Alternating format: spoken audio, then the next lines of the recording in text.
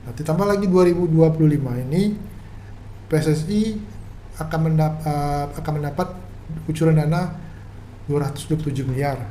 Biar berita CNN pada hari ini tanggal 7.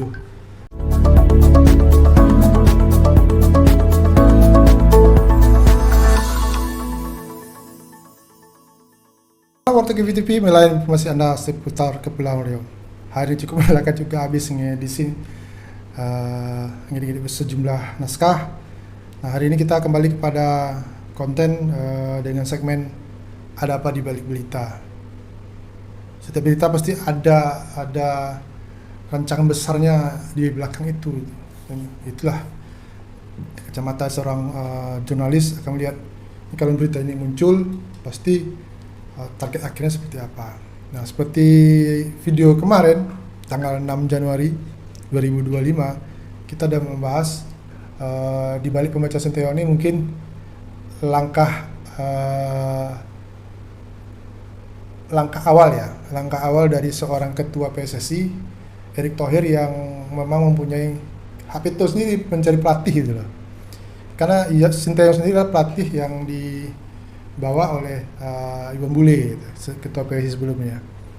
Nah, kan walaupun memang prestasi Sinteyong sangat memuaskan bagi hampir seluruh masyarakat Indonesia, tapi dari kacamata saya sebagai jurnalis tidak hanya keiruhannya saling dukung atau tidak, tapi yang mau saya lihat ini pasca satu hari setelah tanggal 7 hari ini tanggal 7 Januari 2025 orang-orang PSSI mulai berbicara yang pro dan kontra. Yang pro menyatakan kayak Arya Sinulinga sebagai sekretaris BUMN atau Exco-nya PSSI menjelaskan semua telah kita berikan kepada untuk Sinteyong. Dia mau pemain seperti apa diusahakan oleh Erick Thohir ketua PSSI. Mau gajinya mau naik apa, pulang naik apa, pesawat disiapkan semuanya. Pernah curhat kemarin di vlognya di Korea kan.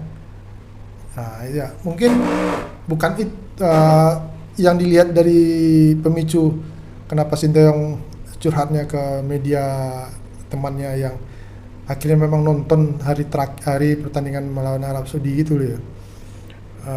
Dan dia hadir di stadion itu tuh. Nah, apakah itu pertanda memang Sinteyong tuh mau di tahun 2005 stop atau memang tidak lagi melatih Indonesia gitu. Ya kan tanda-tandanya udah muncul.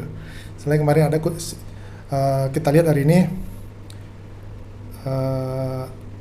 tidak hanya pemain diberikan, fasilitas diberikan, gaji pun diberikan. Nah pada vlog hari ini segmen ada apa di balik berita, kita lihat di belakang sebelumnya dari Sinteyong ini dan udah ratusan miliar dana disiapkan oleh negara untuk membentuk tim PSSI sepak bola timnas yang kuat gitu loh. Dan dari penelusuran kami di sejumlah website media, ternyata pada saat Kevin Dick mau diusulkan naturalisasi di DPR RI, muncul salah satu anggota dewan menjelaskan hampir dana 600 miliar untuk PSSI ini telah dialokasikan itu, diakumulasikan semuanya. Mungkin dari tahun 2020. Nah, dari penelusuran saya betul juga dana tuh. Mungkin tidak sampai 600 miliar ya, mungkin sekitar 400-an. Kenapa? Saya mulai gini, saya catat penjelasannya dalam pemberitaan itu. Saya mulai dari tahun 2022 PSSI mendapat kucuran dana 50 miliar dari pemerintah untuk timnas. Nah, berita ini bersumber dari bola.net tahun 2022 Januari kalau salah ya. Karena itu persiapan mau SEA Games kah atau Piala AFF lagi, nggak tahu kita, saya lupa. Tapi itu dana 50 miliar. Nah, setelah Iwan Bule selesai masuk di tahun 2023, PSSI mencoba menganggarkan dana 260 miliar untuk 2023. Itu Januari juga.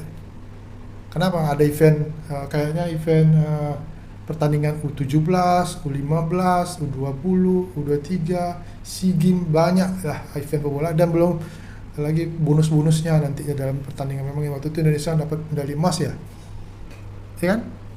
Nah, kemudian Oke, nah untuk di 2023 itu sendiri pencarian mendatangkan pemain-pemain dari Belanda atau dari pemain-pemain Eropa top lagi yang naik daun makin gencar gitu.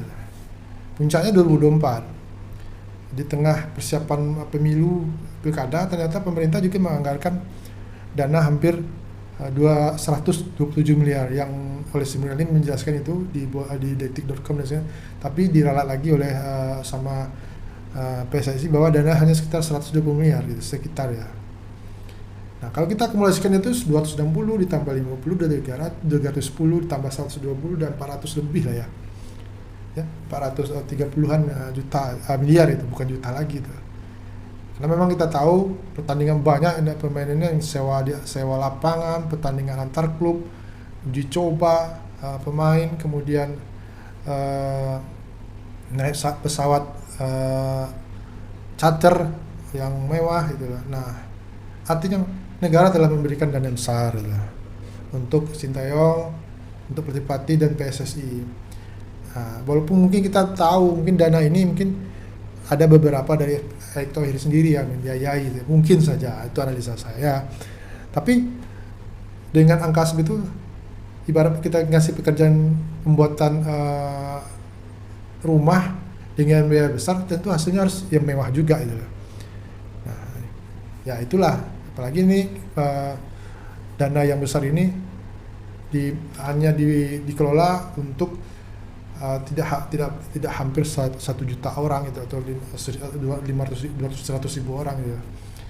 Ingat, kalau dana bisa hampir 500 miliar itu udah hampir setengah kabupaten gitu, APBD-nya ya, 400 miliar, 500 miliar. Nah, ditambah lagi 2025 ini PSSI akan mendapat kucuran dana 227 miliar. Biar berita CNN pada hari ini tanggal 7. CNN ya, ada Erick Thohir menyatakan per awal Januari ini dana akan turun sekitar 227 miliar. Wow, ini yang paling besar kayaknya ini. Oh enggak ya, 2003 besar ya, 2005 besar karena tentu dana yang besar ini Erick Thohir bergambling dia ya. Kalau masih mempertahankan Sinteyong dengan hasil Piala AFF yang tidak maksimal, harusnya sebagai ajang uji coba, tapi dia mengalah, mencari tim kalah itu loh, yang bikin Indonesia malu. Ya malu, karena kita malunya sih bukan hanya malu dalam wajah, tapi di dunia internasional, di media sosialnya ada. Terbukti coba Anda lihat di X, Vietnam yang huru-hara mencindir Indonesia. Kayaknya ya, itu penyebabnya juga ya. Nah, itu analisa saya melihat memang kalau memang 2025 ada 227 miliar, kemudian nantinya Sinteyong misalnya tidak bisa berkomunikasi dengan pemain-pemain Belanda, akhirnya sekali kalah saja kayaknya Indonesia gagal ya untuk bisa tembus langsung untuk masuk ke putaran kedua ya nantinya. Ya, 4 besar ya, kan dicari 4 besar nih, sekarang posisi 3 ya. Walaupun 2 besar langsung lolos langsung mendapatkan slot untuk bertanding nanti di 2026, tapi kalau seandainya masuk 4 besar akan berlaga lagi dengan negara lain gitu. Nah, ketika berlaga dengan negara lain tentu dibutuhkan kemampuan tim yang bisa komunikatif gitu loh. Nah, saya nggak melihat di balik terbukti ketika penjelasan waktu di Cina, katanya Jaydes bersepakat atau bagaimana sebelum bertanding gitu loh, akhirnya menyebabkan kalah gitu. Apa di belakang itu nggak tahu kita gitu loh. Ya. Ya itulah risiko, karena kita telah memberikan fasilitas mewah kepada pemain-pemain naturalisasi dan sedikit melupakan pemain-pemain nasional yang kualitasnya ya masih di bawah dari pemain-pemain yang di Amerika, yang bertanding di Eropa gitu.